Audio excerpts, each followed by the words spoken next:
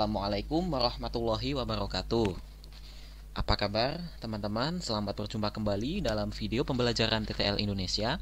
Yang akan kita bahas saat ini adalah basic ya tentang kriptografi. Nanti kita akan bahas kriptografi itu seperti apa.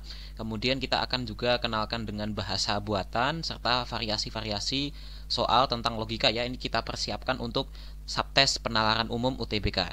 Nah, oke teman-teman, jangan lupa untuk mendukung channel ini. Teman-teman bisa memberikan like dan subscribe kepada channel ini. Langsung saja kita kenalkan terlebih dahulu kriptografi itu sendiri. Secara umumnya bermakna ini istilahnya penyandian ya. Penyandian ini maksudnya supaya pesan yang ingin kita sampaikan ini tidak diketahui secara pasti dan tidak diketahui oleh orang banyak, dan hanya orang-orang yang kita tahu atau yang kita beritahu polanya atau orang yang bisa menebak polanya ini yang hanya bisa membaca pesan tersebut. Selain itu, kriptografi juga bermakna bahwa kita ingin mengaburkan pesan nih supaya kita istilahnya supaya orang lain tidak tahu apa pesan yang kita sampaikan, atau istilahnya hanya kita yang tahu apa pesannya, tapi kita atau hasrat kita ingin menyampaikan pesan tersebut sudah terpenuhi. Langsung saja, kita pasti tidak asing dengan deret-deret ini. Ini adalah perwujudan abjad atau alfabet ke angka-angka sesuai dengan urutannya ya. A1, B sama dengan 2, C sama dengan 3, dan seterusnya nih. Nah, misalkan kita punya soal seperti ini, kita akan memiliki satu kunci ya, satu kunci elemen yang paling penting dari soal ini, yaitu M sama dengan 7 nih. Pasti hampir selalu pasti diawali dengan M sama dengan 7. Kemudian prinsip kedua, bahasa ini ketika kita menerjemahkannya, hampir pasti bahwa output dari bahasa ini pasti kalau tidak bahasa Indonesia ya bahasa Inggris ya. Kenapa bisa kita pastikan seperti itu? Ya karena namanya UTBK ini kan tidak pakai bahasa yang lain ya selain bahasa Indonesia dan bahasa Inggris.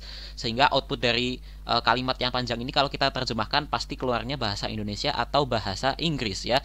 Langsung saja M sama dengan 7. Kita tulis di sini M sama dengan 7. Berarti 7 ini adalah huruf ke-7 dalam abjad Indonesia atau abjad umum, yaitu huruf G. Nah, kalau kita sudah ketemu M sama dengan G, kita akan tarik huruf selanjutnya sesuai dengan pola ya. Kita tambahkan satu per satu. Misalnya M sama dengan G, berarti N sama dengan H, kemudian O sama dengan I, P sama dengan J, Q sama dengan K, kemudian R sama dengan L, S sama dengan M. Ini kita lanjutkan lagi. T sama dengan N, U sama dengan O, V sama dengan P, W sama dengan Q, kemudian X sama dengan R, Y sama dengan S, ya, Z sama dengan T. Ini kita lanjutkan, kita ulangi dari A ya. A ini masih berlanjut habis R, S, T, terus U, A sama dengan U, V sama dengan V, C sama dengan W, D sama dengan X, E sama dengan Y, F sama dengan Z. Ini kita lanjut terus, G sama dengan A, H sama dengan B, ya, ini kita lanjutin, I sama dengan C, J sama dengan D, K sama dengan E, F sama dengan L, G sama dengan ini ini F ya, kok. Ini L, ini F ya. Waduh, ini admin mulai tidak fokus nih. Ketemu L sama dengan F. Ya, ini terakhir nih L sama dengan F. Kalau kita lanjutin, kita ketemu M sama dengan G. Kita akan kembali ke awal lagi nih. Nah, bagaimana cara membaca kalimat atau tulisan yang tidak jelas ini? Ya, kita cukup ubah ini menjadi sesuatu yang ada di kanannya. Misalnya ini kita punya ya H, K, X, G, V, G, Q, G, N. Ini tadi H ini sama dengan apa? Kita lihat nih, H ternyata sama dengan B.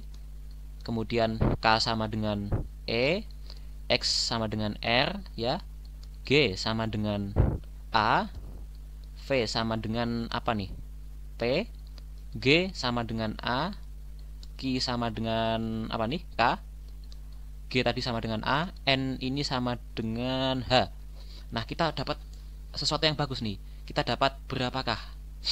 Terus lanjut ya, N, G, Y, O, R ya. Nah, ini teman-teman harus manual nih. Emang lama mengerjakan soal ini. N ini H, kemudian G ini tadi adalah A, kemudian Y ini S ya. Kemudian O. O ini adalah I, R ini L ya. R ini L.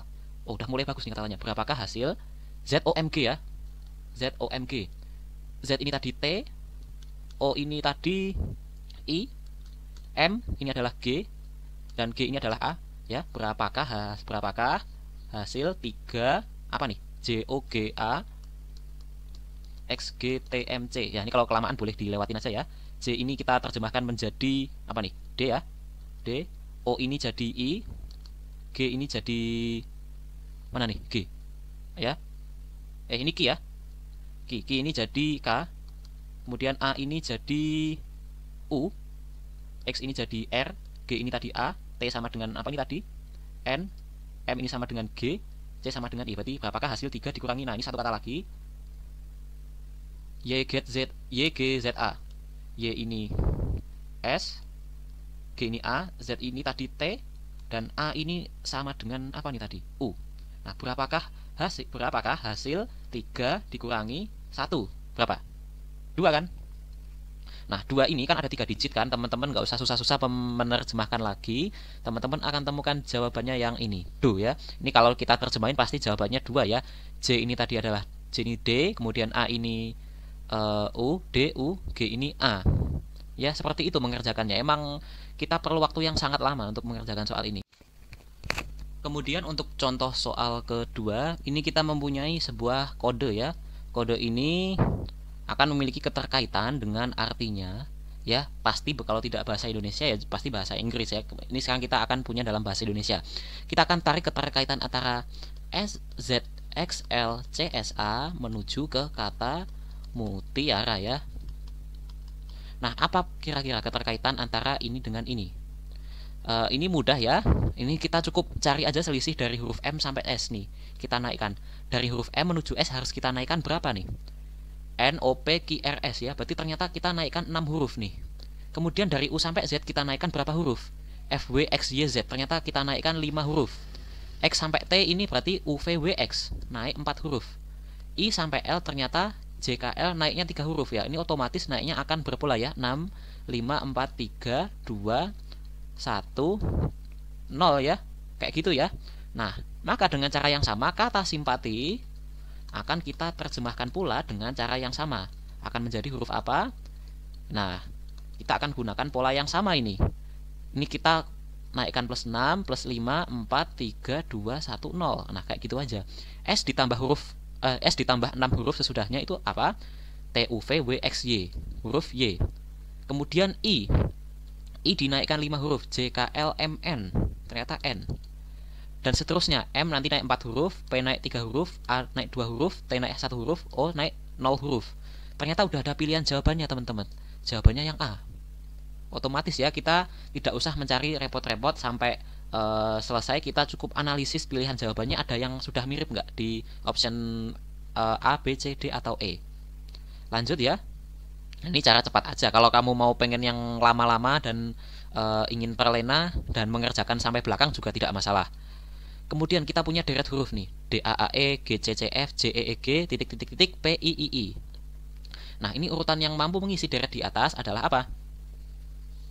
Nah, ini kan teman-teman bisa dapat 3 pola ya, yaitu huruf pertama, ini pola pertama, kemudian huruf kedua dan ketiga ini pola kedua, dan huruf terakhirnya adalah pola ketiga. Kita amati huruf pertama, ini ada D, ini G, ini J. Ini naik 3 huruf ya, ini naik 3 huruf, ini harusnya naik 3 huruf juga dong ya. Berarti berapa nih? J ditambah 3 huruf. Ternyata huruf M. Kemudian huruf kedua dan ketiga ini ternyata selalu sama.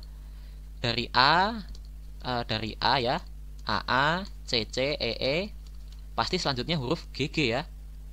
Maka ini huruf GG. Kemudian di huruf ketiga ini ada E, ini ada F, ini ada G.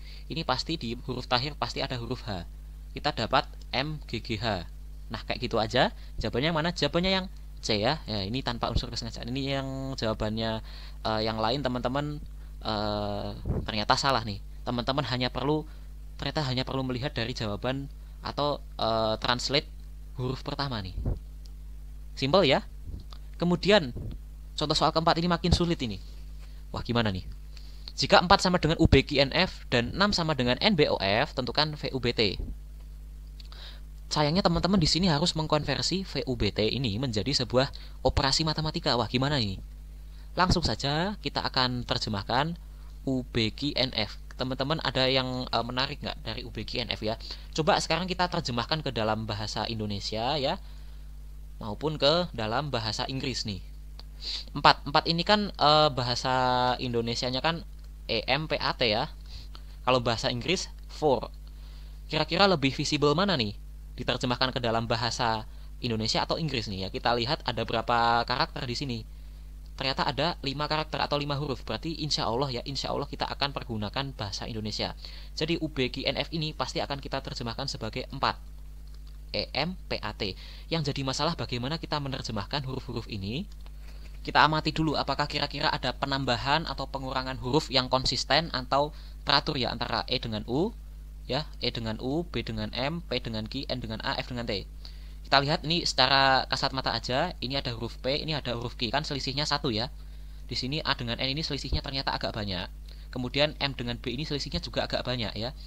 Nah, berarti polanya kan nggak teratur ya dalam pola ini. Coba sekarang kita balik aja UBGNF ya. Ini menjadi 4, tapi 4-nya ditulis dari belakang atau kita balik. EMPAT. Apakah ada polanya? Nah, ternyata ada nih. Polanya jadi lebih teratur nih ya. T menuju U ternyata naik 1 huruf nih. Kemudian A menuju B ternyata naik 1 huruf juga. P dari Q naik 1 huruf, M dengan N naik 1 huruf, dan E dengan F naik 1 huruf. Maka UBGNF ini adalah polanya naik 1 huruf, tapi dibalik dulu. Nah, kayak gitu. Nah, jadi teman-teman jangan ragu untuk berkreasi dalam menganalisis pola. Maka VUBT ini, nah ini gimana nih? Ya kita balik aja ya. VUBT. Kita balik jadi TBUF. Sekarang kita akan temukan polanya. Ini tadi kan dari 4 menuju ke bahasa asingnya kan kita tambah 1 kan. Sekarang kita akan kurangi 1. T ini kita kurangi 1 menuju S. A kita kurangi 1 menuju A. U ini kita kurangi 1 akan menjadi huruf T. V kita kurangi 1 menjadi huruf U. Maka ternyata VUBT ini adalah 1. Ya. Nah, oke teman-teman sudah ketemu nih 1. Jika NBOF sama dengan 6, UBGNF ini sama dengan 4, VUBT ini kan ternyata adalah 1. Nah, 1 ini dinyatakan dalam operasi matematika mana yang benar? Coba ya kita A ya, setengah dikali NBOF min UBGNF. Setengah dikali NBOF-nya 6 dikurangi 4 sama dengan setengah dikali 2 sama dengan 1. Loh, ternyata udah bener. Ya udah, gimana? Apakah kita pakai jawabannya? Kita pakai aja jawabannya yang A. Seperti itu ya. Jadi sebuah deret itu memang sangat amat banyak sekali interpretasinya, tergantung keterahlian kita atau keterandalan kita dalam menganalisisnya. Lanjut, soal nomor 5. Manakah yang membentuk RCL bila RCL adalah bilangan genap non kuadrat terbentuk atas penjumlahan 2 bilangan yang sama? Teman-teman, kita harus tahu nih dalam bahasa Indonesia, ini kan kalau dalam konteks ini kan pasti konteksnya matematika ya, atau angka. Nah, angka dalam bahasa Indonesia ada nggak sih yang terdiri atas 3 huruf? Nggak ada ya, pasti bahasa Inggris nih. Kenapa admin berani mengatakan ini bahasa Inggris? Ya karena seperti yang sudah admin bilang tadi, ini tuh UTBK, kita nggak akan mengenal bahasa selain Indonesia dan bahasa Inggris ya. Jadi ini pasti RCL ini angka bahasa Inggris. Hanya saja coba ini kita tebak, RCL ini sebenarnya angka huruf Inggris yang apa sih? Ternyata dari hasil merenung nih, RCL ini kalau kita iseng-iseng tambah 2 huruf setelah R ini akan menjadi T. C ini kita tambah 2 huruf ini menjadi huruf E, dan L ini kita tambah 2 huruf ternyata jadi huruf N. Ternyata kita menemukan angka 10 atau 10. Nah, 10 ini adalah adalah bilangan genap non kuadrat ya. Jadi sebenarnya teman-teman sebelum menebak 10 ini kan teman-teman punya beberapa kemungkinan angka dalam bahasa Inggris yang menggunakan 3 huruf ya. Ada 1, kemudian ada 2, kemudian ada 6 ya. Nah, ini teman-teman dikasih clue nih bahwa RCL ini adalah bilangan genap ya. Kita akan punya 2 atau 6 atau 10 juga bisa. 1-nya nggak mungkin ya karena bukan bilangan genap. Terbentuk atas penjumlahan 2 bilangan yang sama. Nah, 2 bilangan yang sama ini menjadi misteri, apa dan apa? Oke. 2 bilangan ini tidak lain dan tidak bukan adalah berapa nih? 10 itu kan 10 ya. Kalau adalah penjumlahan 2 bilangan yang sama berarti kan 5 plus 5 ya. 5 ditambah 5. 5 itu adalah 5. Berarti kita akan terjemahkan 5 ini ke dalam bahasa asing nih. FIFE. Nah, ini tadi kan kita dari RCL menuju 10, ini kita tambahkan 2 ya. Nah, dari 5 menuju ini kita akan kurangi 2 ya. Jadi polanya kita balik nih. F dikurangi 2 ini jadi D, I dikurangi 2 ini jadi G, G ya. V kita kurangi 2 huruf ini menjadi T, kemudian E kita kurangi 2 huruf menjadi C, kita akan ketemu ternyata 5 ini DGTC. Sehingga 5 tambah 5 adalah DGTC ditambah DGTC yang menghasilkan 10. Sehingga yang benar jawabannya yang do. Sekadar rekomendasi teman-teman ketika mengerjakan soal ini, teman-teman ketika tidak menghafal atau tidak memiliki waktu untuk menghafal atau menuliskan ini ya ke dalam lembar jawab atau di coret-coretan, teman-teman jangan pernah mengerjakan soal ini ya, karena nanti takutnya teman-teman akan kehabisan waktu dalam menghitung secara manual huruf-huruf ini ya. Nah kebetulan ini tadi ternyata kita nggak pakai urutan alfabet yang ini. Nah ini mungkin masih bisa dikerjakan dengan baik ya tanpa melihat deret. Tapi kalau contoh soal tadi nomor berapa nih, nomor 2 ya, nomor 2 sama nomor 1 ini kan teman-teman memerlukan ini nih. Kalau teman-teman kelamaan dan atau tidak hafal urutannya, teman-teman jangan mengerjakan soal ini, kerjakan saja soal yang lain ya, nanti itu biar di teman-teman ngawur saja. Kemudian variasi soal berikutnya ini kita punya soal tentang bahasa buatan. Jadi bahasa buatan ini adalah bahasa yang bukan bahasa manusia ya, bahasa hewan atau dan sejenisnya. Ini adalah percakapan seorang manusia dengan seekor laron nih, sebelum laronnya dijadikan oseng-oseng. Nah, kita punya percakapan kimu muta, artinya tahu bulat. Ini kita anggap sebagai persamaan 1. Kemudian una alteti artinya saya tidak mengerti, ini adalah persamaan 2. Kemudian alkimu, ini artinya tidak tahu, ini adalah persamaan ketiga. Teman-teman dalam mengerjakan konsep bahasa buatan ini adalah istilahnya menggunakan prinsip ya eliminasi ya. Eliminasi ini artinya kita menganalisis unsur-unsur yang sama pada persamaan, baik persamaan 1 dengan 2, 1 dengan 3, atau 2 dengan 3. Artinya kita butuh 2 persamaan untuk bisa kita coret nih. Oke, persamaan pertama kita punya kimu muta, artinya tahu bulat. Coba kita cek dengan persamaan ketiga, kita punya alkimu yang artinya tidak tahu. Nah, kira-kira ada yang sama nggak? Ternyata ada nih. Kita punya kata kimu di persamaan pertama dan kata kimu juga di persamaan ketiga, sama-sama kimu. Nah sekarang kita cari dalam bahasa Indonesia ini ada yang sama juga nggak di persamaan 1 dan persamaan 3. Ternyata ada, yaitu kata tahu. Nah maka dari itu otomatis kita akan dapat kimu ini artinya tahu. Ya meskipun tahunya beda ya, tahu bulat ini yang dimakan, kemudian tahu di sini tuh artinya mudeng, tapi nggak apa-apa. Kita catat dulu kimu ini artinya tahu ya, tahu atau tahu. Kemudian al di sini, ini kan cuma terdiri atas 2 kata ya.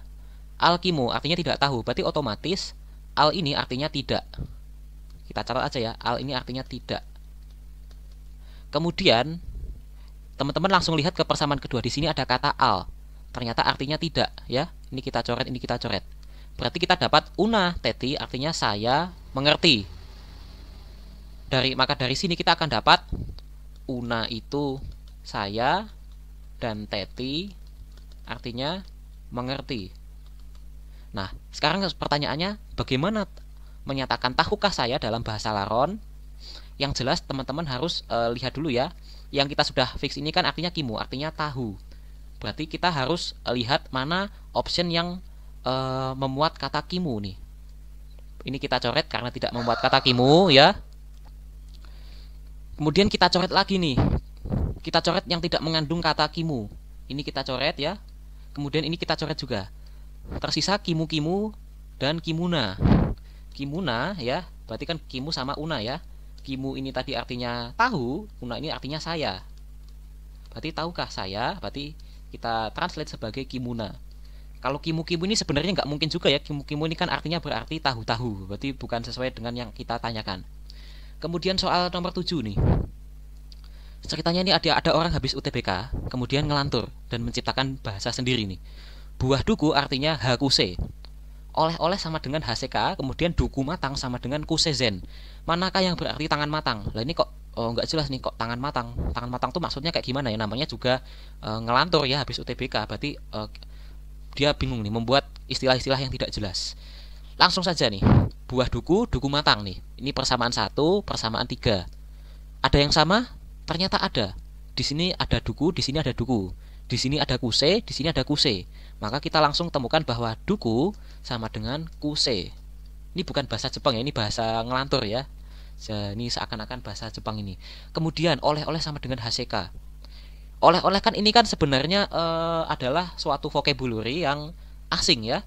Artinya apa? Di sini buah duku, di sini duku yang matang. Kok di sini tiba-tiba oleh-oleh. Nah, kalau ada seperti ini, teman-teman cari sinonim dari oleh-oleh. Oleh-oleh itu sinonimnya adalah buah tangan ya.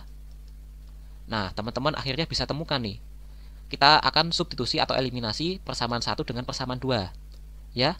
Persamaan 1, teman-teman punya kata tadi H. Di sini ada H, di sini ada buah. Kemudian persamaan 2, di sini ada buah, di sini ada H. Berarti buah ini ternyata kita translate artinya adalah H. Ya. Lalu di sini yang ditanyakan adalah tangan matang. Nah, gimana nih? Oke, karena HCK tadi adalah H-nya adalah buah, maka CK-nya adalah tangan. Ya, kita catat dulu. Tangan ini artinya CK. Kemudian persamaan ketiga tadi belum kita habiskan. Duku matang tadi artinya kusezen. Duku ini tadi artinya adalah kuse. Maka matang artinya adalah zen ya. Matang ini artinya adalah zen. Maka tangan matang ini akan memiliki arti sekazen. Jawabannya yang A. Nah, seperti itu ya dalam menganalisis soal bahasa buatan. Teman-teman kita kasih PR, ini PR-nya agak panjang tapi ya nggak apa-apa. Silahkan kerjakan di rumah. Nanti yang teman-teman sudah temukan jawabannya silahkan didiskusikan di sosmed TTL, di Telegram, YouTube, kolom komentar maupun Twitter dan Instagram. Terima kasih. Wassalamualaikum warahmatullahi wabarakatuh. See you next time.